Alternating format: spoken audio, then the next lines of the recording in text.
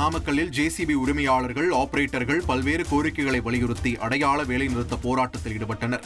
நாமக்கல் மாவட்டம் நல்லிப்பாளையம் பகுதியில் தேசிய நெடுஞ்சாலை அருகில் 100க்கும் மேற்பட்ட ஜேசிபி வாகன உரிமையாளர்கள் மற்றும் ஆபரேட்டர்கள் டீசல், உதிரி பாகங்கள், காப்பீடு மற்றும் சாலை வரி உயர்வை கண்டித்து 3 நாட்களுக்கு தொடர் வேலைநிறுத்த போராட்டத்தில் ஈடுபட்டுள்ளனர்.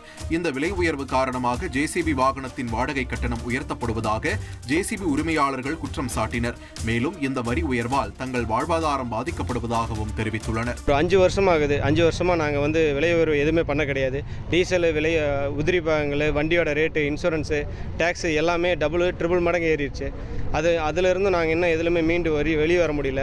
பொதுமக்களாக உங்கள்கிட்ட நாங்கள் எங்களோட கோரிக்கையை வைக்கிறதுக்கு இந்த வேலை நிறுத்தத்தை தவிர எங்களுக்கு வேறு எதுவும் வழி தெரியல. அதனால நாங்கள் வண்டி எல்லாம் உரிமையாளர்கள்லாம் ஒன்று சேர்ந்து எல்லாம் இங்கே வாகனத்தை நிறுத்தி எல்லாத்துக்கும் பொதுமக்களுக்கு தெரியப்படுத்துறதுக்காக தான் இந்த வேலை நிறுத்தம். செய்திகளை உடனுக்குடன் தெரிந்து கொள்ள உடனே சப்ஸ்கிரைப் பண்ணுங்க.